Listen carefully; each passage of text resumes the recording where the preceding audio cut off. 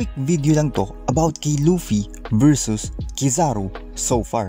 As per current latest chapter, hindi pa tapos ang laban nila. Pero gusto ko kayong maging updated kung ano na yung mga nangyayari, so yon ang topic ng video natin ngayon.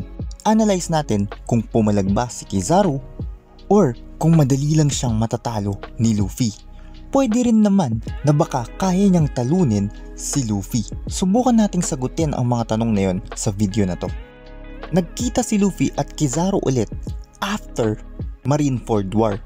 Sinipa ni Luffy si Kizaru with haki. Sabay sabing 100 times stronger na kami ngayon, Kizaru. Then, continue yung laban nila next chapter. Gumamit ng Snake Man si Luffy at sinuntok si Kizaru ng mga zigzag punch niya. At the same time, gumamit naman si Kizaru ng laser bullets. Mukhang wala namang major damage ito kay Luffy. And si Kizaru, nasusuntok siya pero mukhang wala din namang major damage. Bigla-bigla, gumamit ng impressive attack si Kizaru. Nag-travel siya with the speed of light pataas sa langit. Sobrang layo ng distance na na-cover niya. Makikita nga na napaliw na siya sa Egghead Island in an instant. Tapos, nag-blitz in siya pabalik ng Egghead Island. Ginamit niya ang distance na to para maging momentum o buwelo at palakasin pa ang attack na gagamitin niya. Sinipa niya ng sobrang lakas at sobrang bilis si Luffy gamit ang momentum na to. Medyo nasilaw si Luffy kaya hindi siya nakailag. Added pa dun yung nabanggit ko na sobrang bilis nga nito. Tumalsik si Luffy sa barrier ng Egghead Island dahil dito. Dahil explosive ito, sumabog siya at tumagos palabas. Dahil doon, nagka-time si Kizaru na huntingin si Vegapunk. Noong nakita na niya ang target niya na si Vegapunk, bigla namang lumitaw si Luffy sa giant Gear 5 form niya. Tapos, dinakma si Kizaru. Sinabi ni Luffy na medyo masakit yung ginawang yun ni Kizaru, yung sipa na may momentum. Kasi, kailangan daw niyang 2 times tawirin yung barrier ng Egghead. Una is yung tumama siya doon, tumalsik at tumagos palabas. Pangalawa is kailangan niya bumalik sa Egghead, 'di ba? So, tinawid ulit niya yung barrier na sabugan para makapasok sa loob. Mukhang na-damage ng konti si Luffy dahil doon. Continue ang laban sa next chapter.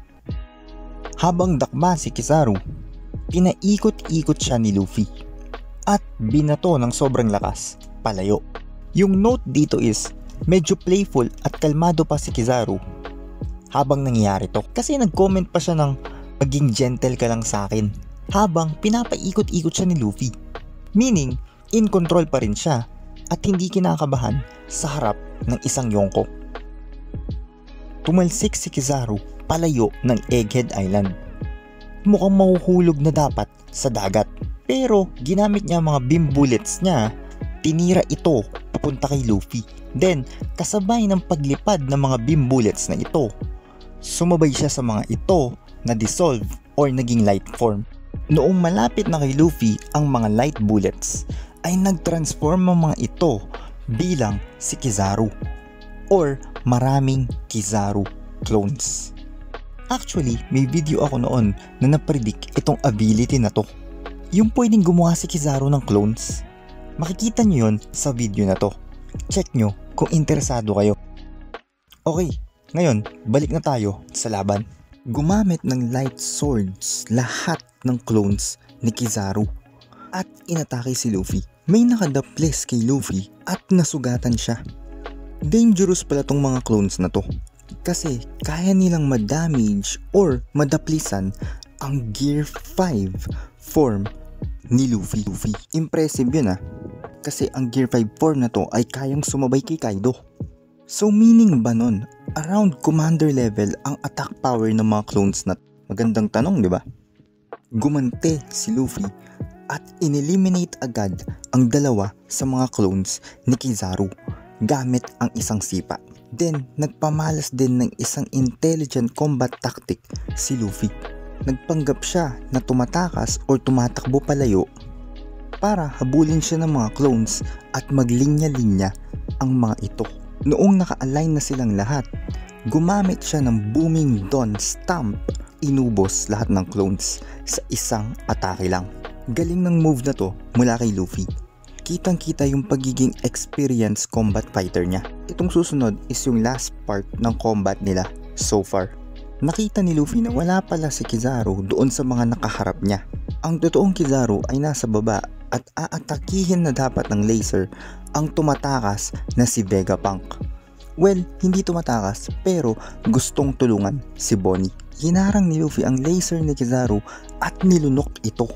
Umilaw ang mata at bibig ni Luffy pero mukhang okay naman siya at hindi nagtamo ng major damage.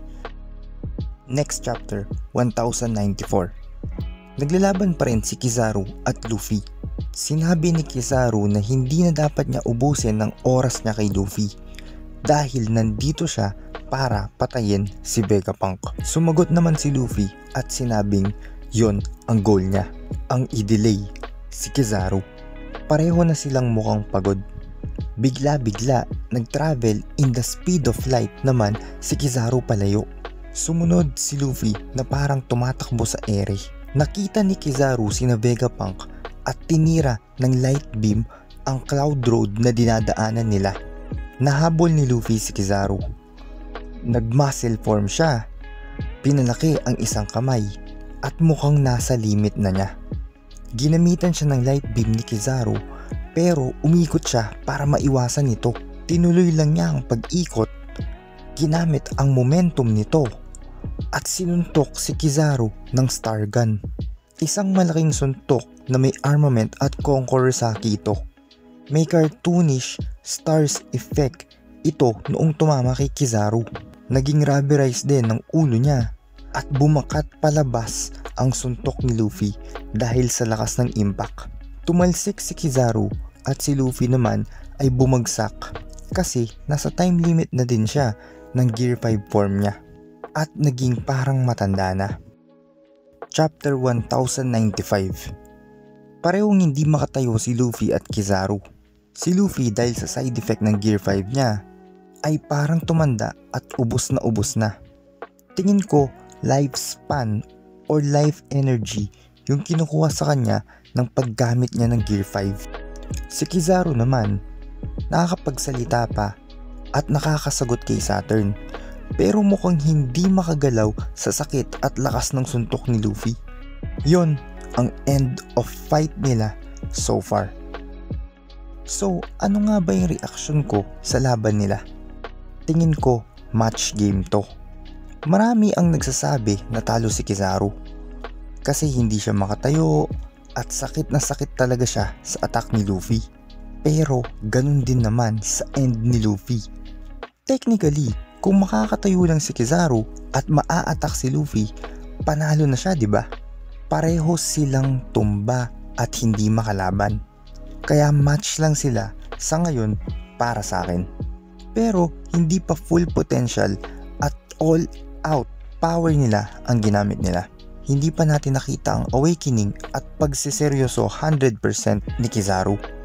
Playful siya at focus sa mission niya na patayin si Vegapunk. Ganon din naman si Luffy. Hindi pa siya nag all out kasi goal lang niya is i-delay si Kizaru at pigilan nito sa mission niya. Kung gagamitin nilang dalawa ang full capability nila, kay Luffy siguro ako. Pero hindi ito magiging madaling laban. Magiging close fight pa rin nito. So yun, maraming salamat sa pakikinig at huwag kalimutang mag-like, share, and subscribe. Kita-kita ulit tayo sa next video.